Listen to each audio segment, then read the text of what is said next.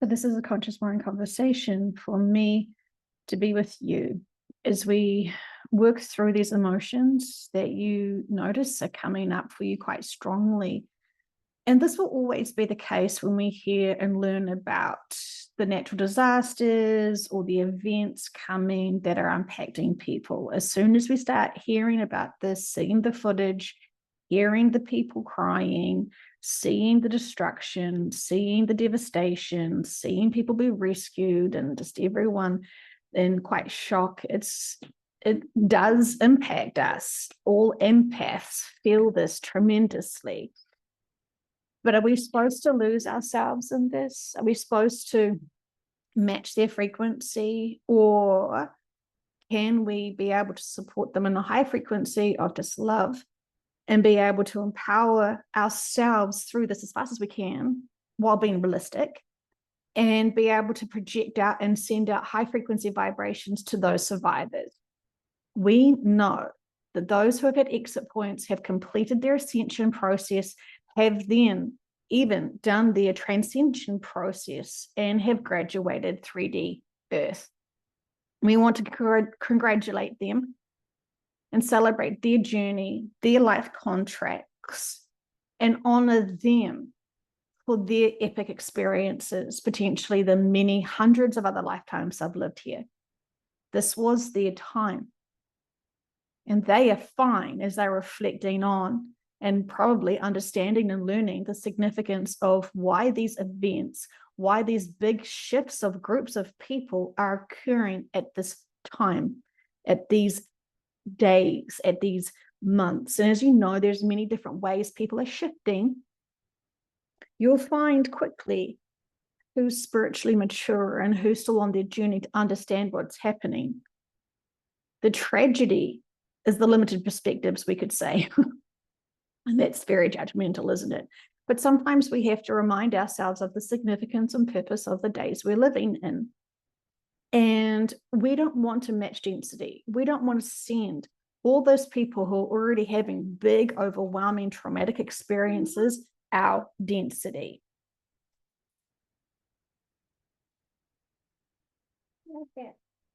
Okay, I'll help you. One moment. It might be one of those conversations today where I have to pause this.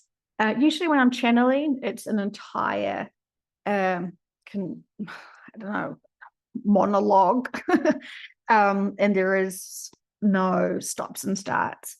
And I think people might actually benefit seeing me channel to realize it's actually authentic and it's not me reading from a script. If I had to read from a script, it would be a hot mess. Because my confidence in reading out loud is poor. And should I spend time focusing on that? Potentially. But I feel like my focus right now on my life purpose and mission is to be able to seek the perspectives that we need to be able to keep grounded, to be able to hold in high frequency vibrations, and to shed and share love for all at this important time. And it is triggering to see videos of carnage. It is triggering as a mother to see another mother with the same size children as mine in despair. That can easily bring us to forget about it. I can't do this. I can't be in balance. I can't help people. I can't help myself. And we just go into deep despair ourselves.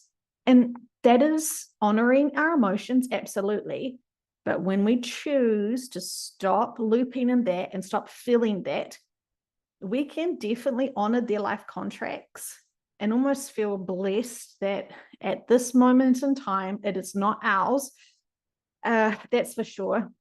And then what does that do? That triggers us into feeling guilty. That triggers us into feeling bad that other people are suffering while we are not, while we're in the comfort of our sweet home, looking out at the valleys and enjoying our sunny day. But they don't want us to feel bad for us. In fact, they probably are begging us, do not feel bad for us, because we're already overwhelmed with our own feelings. And because we're so connected with each other, what we can be doing to send them and to help them and boost them is protect them with our energy of just pure clarity energy, without any worries. We can have beautiful empathy and beautiful compassion. But once we start sending them our energy with terror, with panic, with concern, with despair, with all of that stuff that's super tempting for us, because we can feel it all. We can feel everything they're going through. 100% we can. But what is the significance and purpose of us being empaths like this? It is not to destroy us emotionally either. We are here to be of service. We are here to be responsible with our energy fields to be able to project love and reassurance. And we know that they're cold because it's snowing there. We know that they're struggling a lot. And so instead of feeling their tragedy, we want to support them through it. We want them to feel our energy of love and hugs and love bubbles and whatever else you want to label them. And if you want to do the 15-minute white light meditation and uplift them, be on their journey with them, holding their hands, stepping with them, breathing with them, empowering them, encouraging them to be strong, to be able to work through this crisis. Whatever they're going through, that is completely acceptable. And we don't want to push them out of anything. We want them to go on their emotional journey. That is the purpose of why they are there, why they have seen the tragedies, why they feel the tragedies, while it's all going on around them. Now, what is happening in their personal lives and their daily experiences is they're going to find unity, community. They're going to find each other and support each other because they're all going through it. And so they don't necessarily need us with our worries and fears. They need us to honor them and love them and respect them, because we know that as soon as we heard in that session yesterday when I was channeling, that they were acknowledging that it's human consciousness now that is wanting to push and to have the change, and they're ready and they want it. Unfortunately, we know that the change that is going to occur is going to trip us more into, nudge us deeper into the old earth experience, where when people do shift and they look back at the earth, they will be grateful that they're no longer here. It's all purposeful and significant what is happening. But we could see, and I can see some interesting responses and reactions to these events. I have seen people celebrate death because they were evil and that the planet's been rid of the evil devils that are hanging around. Well, that's one perspective. That is absolutely one perspective. But the other perspective is that they're shifting out of the third dimension. And from our perspective, it looks like they've died. Because they've left their physical bodies behind. They've left their carbon meat suits behind. They have graduated. I know, there is a chicken that's just walked into the house. Keeping it real. Always keeping it real here. You know what it's like when you have a visitor that's unannounced that just pops on in. So yes, anyway, that's been resolved. Thank you for waiting. So you all know this. I'm not saying anything new. It's just a nice reminder of focusing on what we are supposed to be processing and doing. Being of service is empowering ourselves to be able to empower others with our level of frequency here in the third dimension, which seems to be a different level of frequency energy that our collectives and our teams and our sources and whatever you want to call them, even sweet baby Jesus, whatever they're sending energy-wise is different from our energy-wise. And I think it's because it's the frequency. Great question to ask. I've heard this rumor that interns for QHHT are free.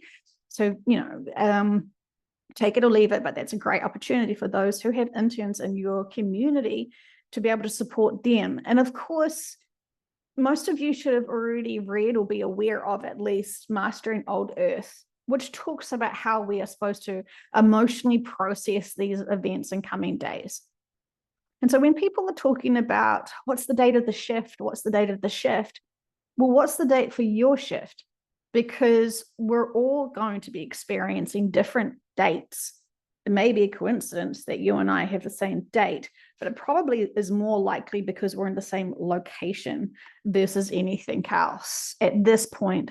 But that's because I'm not having an earlier shift. I'm shifting amongst, the rest of the muggles that are here, and that is perfectly fine with me. And so there is that. But as we know, things can change. And so try not to focus on what other people are saying about their dates.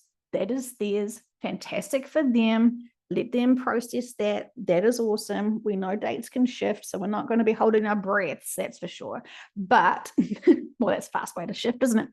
Okay, so I'm starting to come into this sort of cheeky mood because I do feel, when I was feeling into it yesterday with the earthquakes, after I'd done that channeling, and then I can't remember what else I did. I think I did some editing, and then, discovered the earthquake shifts. And I thought, this is what they were talking about. This is what they were talking about. And it seems consistent. And I don't know if I've made this clear to people, but a day or two of channeling information always seems to unfold to a day or two later from what they give me the information, which is always interesting, but I had no sort of clue what they're talking about really, or what they're referencing in some regards until it occurs. And then I think, oh, that's it. And they're like, bingo. So anyway, it's fine. I'm not asking or desperate to understand every single person's date of their shifts. It is more trying to understand how to prepare my clients and everyone to know what's coming and what they really need to prep for. If you're looking at living in a place where there is no power and there is, very challenged situations, if you have to live like that for a few months, you would sort of, the subconscious suggests food, water most, and then food. So, you do you explore with your interns, what do you need to do to prepare yourself for your family, for your community? Because often the subconscious will say it's not just about you and your family that you're feeding and drinking. It could be others as well. So, try to consider everyone while we are, all financially aware of the rising costs of prices. And so it might be about thinking about what is the best powerhouse food that you can provide for each other when you're in these predicaments of heightened stresses. It may be very challenging for you to be able to support your community who have gone through a big, challenging, traumatic experience, and they're not willing to hear about the shift. They may be slightly tolerant to hear about reincarnation at a best given. And that is fine. We're not trying to blow their concepts or their mindsets when they're already struggling so much. So it's about honoring their emotions, honoring their feelings, and get them to hear what they're going through. Because often when you're feeling a whole lot of emotions, it's not until you identify it that it can be released, and you identify it through expression. And you only can identify through expression when someone's loving you enough to hold space to listen to you without judgment, without reactions, without opinions or advice upon it, just allowing you to speak freely. Your feelings changes the feelings instantly, because once you identify them, they sort of seem to almost disappear and sort of lift, because you understand what is happening, and then you can sort of move on to the next. It's interesting how emotions are like little dominoes, and they just react. And when you feel one and overcome it, then the next one comes, and then the next one comes. And, they're never single. They always sort of come in a little backup gang of dancers of a lot of emotions waiting for you to unfold and recognize and identify. We know that the higher emotions are fantastic because they give us that upliftment and that joy and that encouragement and that inspiration and that passion and that love and all that fantastic stuff. And we can be truly of better service, in my opinion, when we are the high vibes. When we are still bitter, resentful, judgment, and fear, all of those denser emotions, which are still valid, but when we're trying to uplift others and we're judging them or frustrated that they don't know about the shift or blah, blah, blah, blah, blah, they can feel that. You don't have to speak words to each other truly. We all feel each other's integrity and agendas. And it's frustrating when we want to tell people the right answers and to be able to fix all their problems and we don't even know where to start. But it's not even our responsibility or duty to tell them their problems or give them the solutions. It's about them finding it out for themselves. So, food for thought. But anyway, I just wanted to acknowledge and recognize what we're all feeling and to remind ourselves that we want to support these people. And the best way we can support these people is loving them and energetically being in a space where they feel our love, they feel protected, supported and nurtured. It almost feels like when I'm tapping into some of them, when you go in and give them this energy, it's like they not get drunk, but it's a hard one. It's kind of, I can't even express it from what I've experienced. It's more, it's not numbing them. It is, it's assisting them to cope. And their adrenal systems are off the charts right now. And so it is about sort of guiding them, but pacing themselves because they're very exhausted and they've got this super drive to keep digging and to worry and to be, going through all of the important steps and stages emotionally that they're going through. And we don't want to rob them from that, but we want to help assist them to be able to take away some of that density and to be able to uplift them energetically. We're busy, they're busy. So I love you guys. And I hope that, when it comes time for your location and when it comes time to my location, we will be so good at practicing this that we will be a great community that don't even know each other, but know that we're doing this energy work with our true integrity, with no other issues or baggage that is being projected into it, because we've done all our inner work, we've got our balance, we know who we are, we know our purpose here, and this is our purpose. This is our purpose. This is the energy that we know we can pull in massively big, burning hands.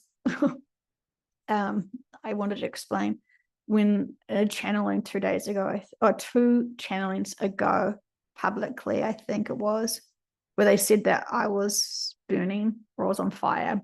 It's interesting how they translate that. And I felt bad for you guys worrying that that was a literal statement. It wasn't, but that's the only way that they could express it. Now, I would have said, if I could talk to you consciously, which I can't when I am channeling, is that it was very hot. It was very hot, where it was almost like all the hairs were on. It was like it was, I can't even express what it felt like. Very sensitive, but the skin on the surface of the skin did feel like it was being cooked. And internally it was very hot, like everything was very hot. And it was really intensive, but that is high frequency. High frequency does that to you. So, fun times.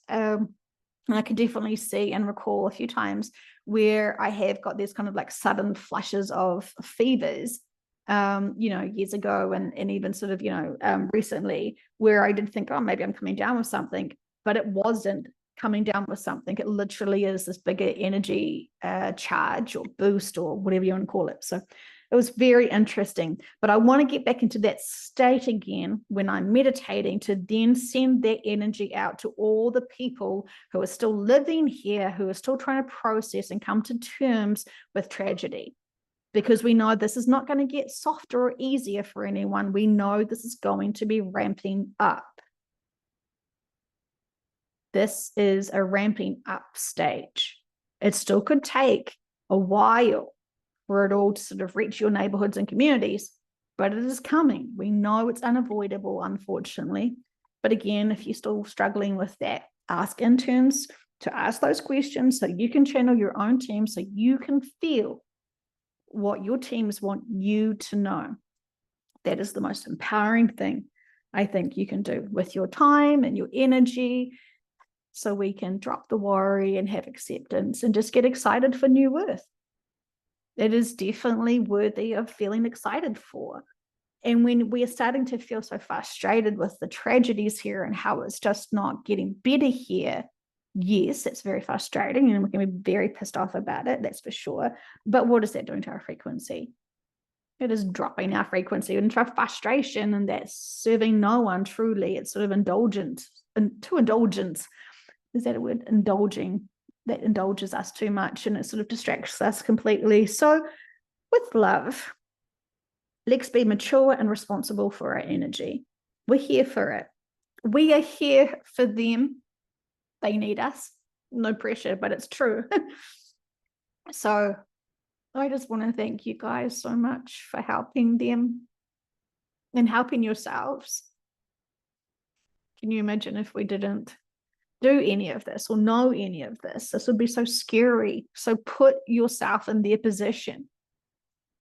And when we all shift and we look back and they realize that they were never alone, because they had what they would perceive strangers here on earth, sending them profound love that was beautifully unconditional and completely compassionate to their situations, and reassuring them that all is well. All is well. We're simply bodies. We are simply just souls having the bodies. We're simply not bodies.